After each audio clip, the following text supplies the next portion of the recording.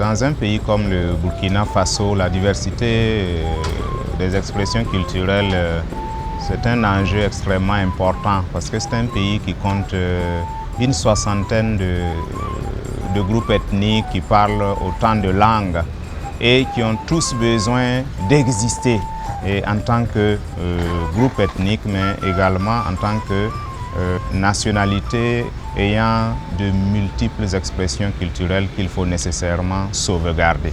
Donc la question de la sauvegarde, de la protection et de la promotion du patrimoine et des expressions culturelles de façon générale est un enjeu extrêmement important qui est pour le Burkina Faso, et c'est ça qui justifie le fait que dans la politique nationale de la culture, la diversité culturelle constitue la toute première préoccupation de l'État burkinabé. En tant que directeur des études et de la planification, mon rôle consiste à élaborer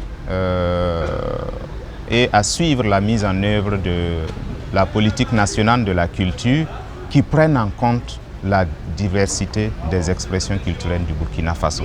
À travers le développement des industries culturelles, le soutien aux divers festivals, initiatives et manifestations qui se déroulent sur le territoire national. Mais en tant que DEP également, je suis préoccupé par les questions de coordination des projets, programmes qui sont mis en place par le ministère justement pour contribuer à la promotion de la diversité des expressions culturelles. Également, j'ai pour mission de travailler au renforcement de la coopération internationale qui est également prévue dans la Convention sur la diversité culturelle comme un des rôles que les États doivent pouvoir jouer. Donc j'essaye de faire cet ensemble d'activités pour faire en sorte que la politique culturelle nationale puisse œuvrer davantage au renforcement de la protection et de la promotion de la diversité des expressions culturelles. Nous soutenons la diversité des expressions qui s'organisent, se mettent en place sous forme de festivals, sous forme d'initiatives diverses à travers tout le territoire national. Le ministère de la Culture travaille à cela. Donc aujourd'hui, vous n'avez pas de région sans festival, vous n'avez pratiquement plus de province sans festival.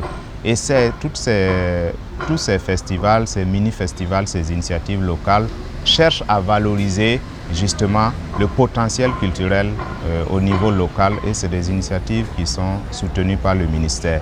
Nous venons d'organiser la Semaine nationale de la culture, qui est extrêmement importante parce que c'est là où on peut retrouver le maximum d'expressions culturelles possibles du Burkina Faso, en commençant par le niveau provincial, le niveau régional pour arriver au niveau national qui se déroule à Bobo-Dioulasso, où nous avons à la fois les arts culinaires, les sports traditionnels, la littérature, la danse, la musique, le théâtre, les arts plastiques et appliqués, les différents carnavals et formes d'expression qui existent au Burkina, en tout cas, sont visibles à la Semaine nationale de la culture.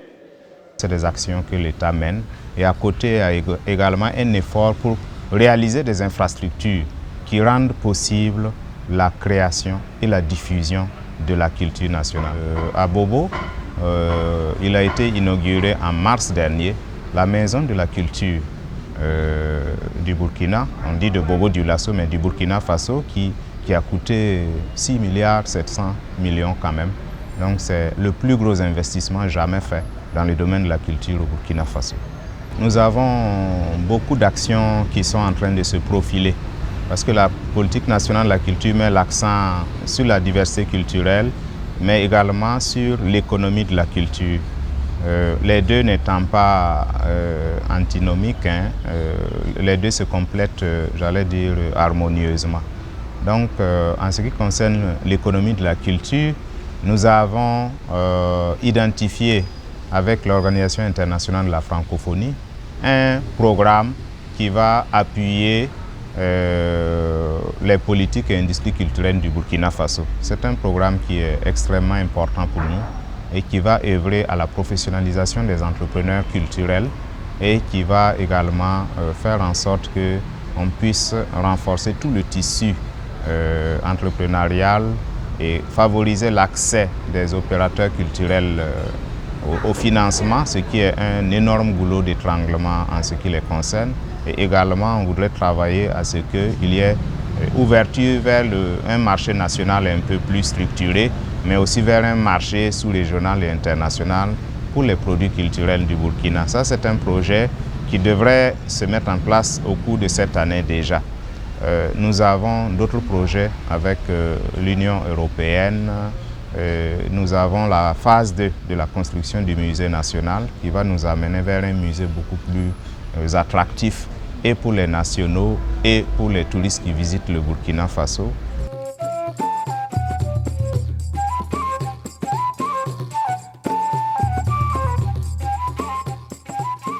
La culture est devenue un secteur prioritaire depuis 2011 à travers la nouvelle stratégie de développement économique du Burkina. Et nous avons identifié 3 grands domaines d'action. Le premier grand domaine, c'est le domaine lié à l'entrepreneuriat culturel qui va nous amener à faire en sorte qu'émergent de vrais opérateurs qui développent des actions qui impactent sur la création d'emplois et de revenus au Burkina Faso. Nous avons également identifié comme domaine d'action extrêmement important la protection et la promotion du patrimoine, justement, et des produits culturels et artistiques. Alors, à ce niveau, il y a tout un travail qui va être fait, non seulement pour la diversité, mais également pour la protection de la création, de la diffusion des œuvres artistiques, donc la lutte contre la piraterie et bien d'autres fléaux qui plombent un peu la créativité des artistes au niveau du Burkina. Le Burkina, sur le plan territorial, on peut dire que c'est un petit pays, 274 000 km², 16 millions d'habitants, avec 60 groupes ethniques parlant au moins autant de langues. Donc il y a plus de 60 langues qui sont parlées par les populations. Ça, c'est la base, justement, par rapport à la diversité. Ça veut dire déjà, il y a 60 langues qu'il faut travailler à préserver au niveau du Burkina. Et lorsqu'on rentre dans chacun des groupes ethniques, on se retrouve avec des dizaines, sinon des centaines de formes d'expression culturelle et artistique qui constituent la diversité à l'intérieur de ce groupe ethnique.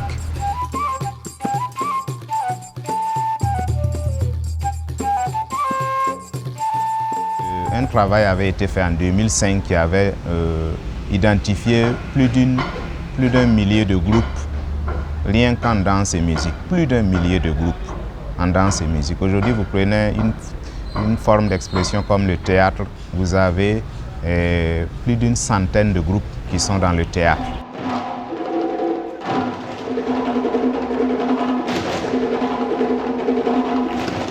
On a les formes d'expression culturelle et artistique qui existent, qui sont originelles, qui sont des milliers de formes d'expression culturelle et artistique, mais nous avons le phénomène d'urbanisation qui fait que des villes comme Ouaga, des villes comme Bobo sont devenues de véritables carrefours culturels où se développent de nouvelles formes d'expression qui viennent s'ajouter à celles qui sont traditionnelles.